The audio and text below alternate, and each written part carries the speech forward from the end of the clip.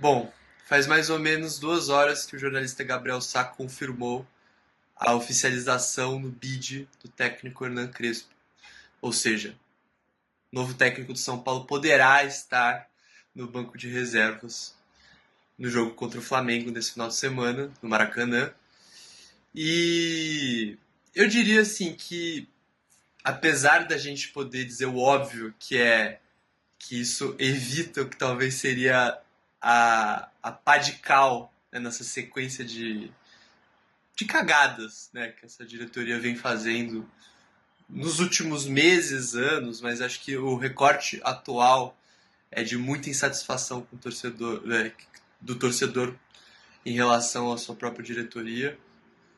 Mas eu acho que, mesmo tendo sido resolvido esse imbróglio em relação à rescisão do Zubeldia, a gente tem que refletir um pouco, né, sobre o modus operandi com que tem sido conduzidas as coisas, né, por essa diretoria. Bom, se a gente relembrar as notícias que foram dadas desde a primeira demissão de técnico por parte dessa gestão, que foi, não por acaso, a demissão do Crespo, na época foi comunicado mais ou menos da mesma maneira que tinha sido uma rescisão amigável.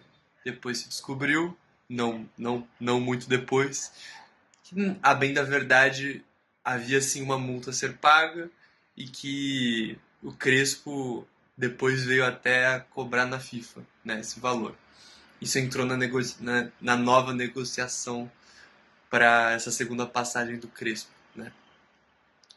Bom, houve o Rogério Ceni, que esse sabemos que abriu mão da multa, pelo que, pelo que se fala. Houve o Dorival, que saiu por sua própria vontade, né, para atender o seu sonho. Mas, enfim, o tempo passa e acontece uma coisa meio parecida, né, esses termos de em comum acordo. E a grande questão é, cara, é extremamente deprimente e vergonhoso o fato de uma diretoria de um clube dessa envergadura ter que ter que se dispor a esse tipo de ridículo, sabe? Como se não fossem descobrir, como se isso não fosse aparecer no bid, no bid não, como se isso não fosse aparecer no balanço no começo do ano que vem. Cara, é extremamente deprimente, assim, ver uma diretoria que vem se contradizendo com todas as ações que têm sido feitas, anunciadas, vem se contradizendo em sequência com relação à venda de atletas, com relação à própria estrutura do São Paulo, à, à popularização da torcida e dos ingressos que eles tanto prometeram, as mudanças na estrutura democrática do São Paulo. É assim, é um conjunto de mentiradas, assim, de ações que vão contradizendo, assim, e vão desmentindo todas essas promessas de campanha, e não só de campanha, senão também de gestão, né? Porque sempre que falam, e falam bem menos do que deveriam, esses dirigentes chegam cheios de pompa, falando sobre a recuperação financeira de São Paulo, sobre a recuperação, sobre o desenvolvimento das categorias de base. E o que a gente vê é, é uma é o resultado de muita hipocrisia, muitas mentiras acumuladas, assim, sem querer dar um ar pessimista, né? Porque essas semanas em São Paulo fazem até a gente ficar um pouco menos. Se por um lado a gente fica deprimido de não estar no Mundial e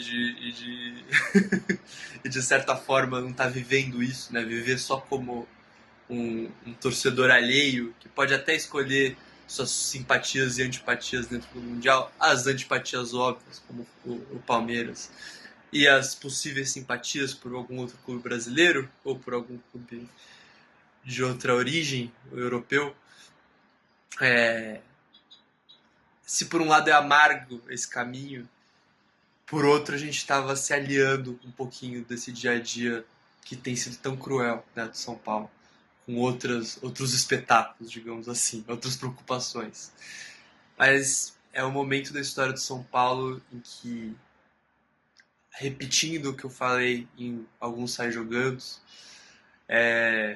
a gente vê uma encruzilhada no qual, quando o torcedor olha para o lado, olha para quem está responsável institucionalmente pela camisa que ele tanto ama, ele vê uma gente que é impossível de se confiar. Você tem que ser muito trouxa, muito alheio à realidade para confiar nessas pessoas. E essas pessoas tomaram, o que tudo indica, um caminho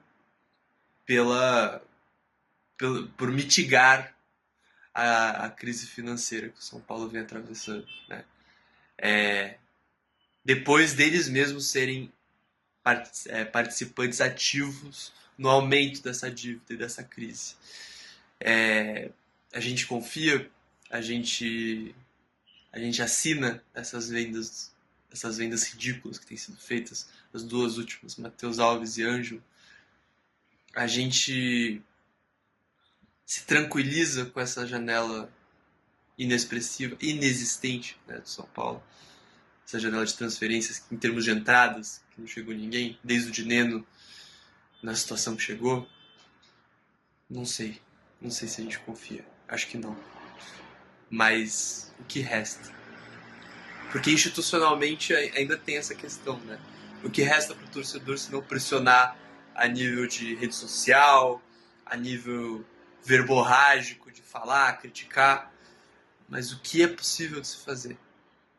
Não sei. E é isso.